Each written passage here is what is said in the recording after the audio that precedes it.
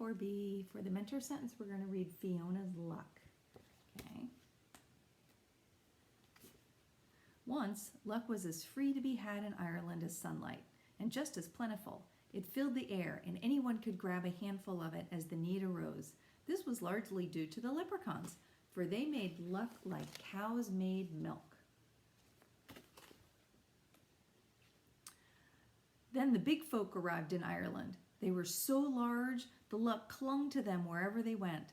Something will have to be done, the king of the leprechauns declared. We can't have those huge people soaking up all of the luck. What would be left for us? So under the king's orders, the leprechauns wove fine golden thread into magical nets. Then, late one midsummer's eve, when the luck was at its height, they swept it up and stored it all in an oak chest by the king's throne, so he could distribute it wherever and when they wanted.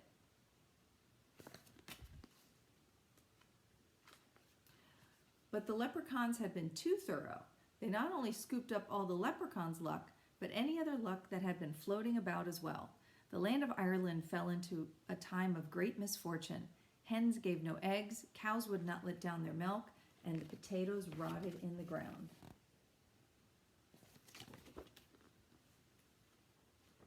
Now it happened that in Ireland there lived a woman named Fiona. She knew the lack of luck had to be the work of the leprechauns, so it followed that they alone could restore good fortune to the land. But getting luck back from a leprechaun would be like squeezing water from a stone. Not that it can't be done, but it usually requires more strength than you're apt to have. Sometimes cleverness, though, is worth more than strength.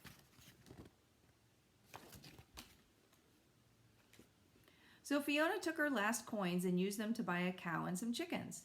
Then every morning and evening she would take that cow into the barn. When she emerged, she would be carrying 2 buckets slopping over with whiteness. "Aye, she's a fine cow," Fiona would say to any who asked.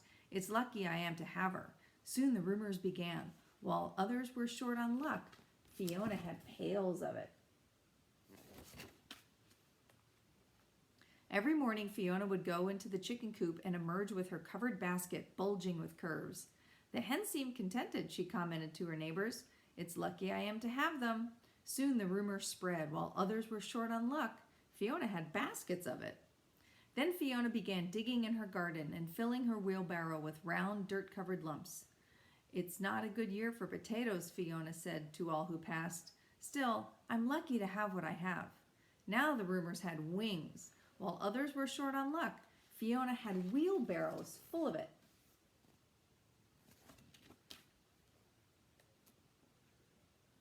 Naturally, word of this unexpected luck made its way to the leprechaun king.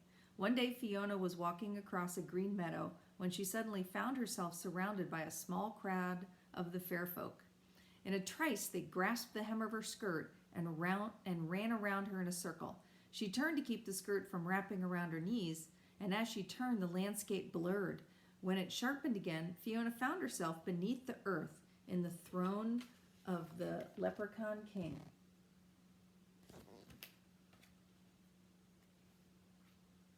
It was a glorious cavern with rich tapestries hanging against tall granite walls, and the floor cobbled entirely of jewels. Torches and candlelight made everything sparkle, and music filled the air. In front of Fiona stood the throne, and on the throne sat the leprechaun king. He beckoned to her. Fiona approached, her eyes scanning the room for the missing luck. She was sure smoke loves fire, that the king would be keeping it close to himself. As she curtsied, she spied the oak chest. It was glowing slightly, sealed by a spell, since everyone knows that no lock can hold luck for long. "What would you be wanting of me?" Fiona asked politely. The king scowled. "Where are you getting all your luck? Who's been giving it to you, and why?" he demanded.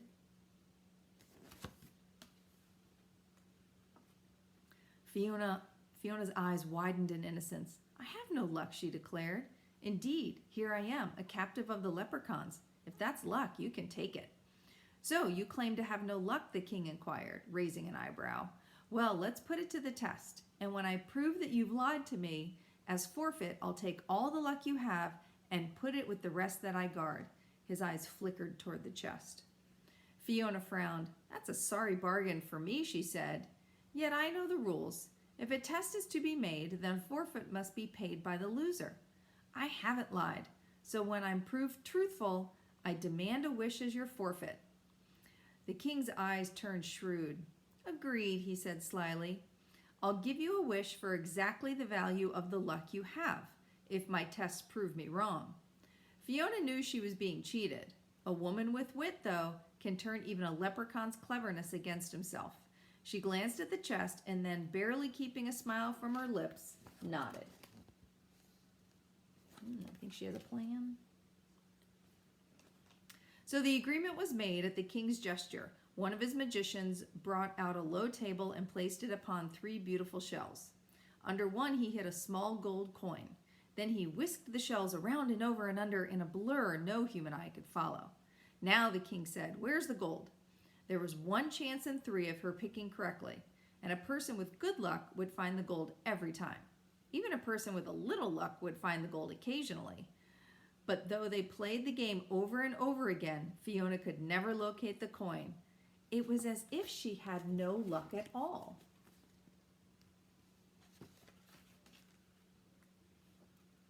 Another test, the king ordered. A leprechaun harp was brought forth. Now, leprechaun instruments make music by the luck of the player. A person with good luck would be able to play something just by stroking the strings. Even a person with just a hint of luck could probably figure out a simple melody. But in Fiona's hands, the strings went out of tune, and no matter how she stroked and plucked, nothing but ear-bending noise resulted. The king shuddered and frowned. Could he have been mistaken? Perhaps the last test would prove him right. Bring out the chess set, he demanded. He and Fiona faced each other across the board. The king made his opening move. Nobody could hope to beat the leprechaun king, for he was steeped in luck. But a person with good luck could last a while against him. Even a person with just a bit of luck had hopes of making a few good moves. Despite the king trying his hardest to lose, Fiona was beaten soundly within 2 minutes. The king eyed her in amazement. You have no luck at all, he declared. But what about the milk and the eggs and the potatoes? Fiona sighed. If I fill my milk bucket with whitewash, or my egg basket with pine cones, or my wheelbarrow with dirty rocks, surely that's my own business. I told you I had no luck, and I didn't lie. Now I'll take my wish and be on my way. The king nodded slowly. Indeed, I did promise you a wish, but for exactly the value of the luck you actually had. You've proven to me that you have no luck at all, so that's all you can wish for. Nothing.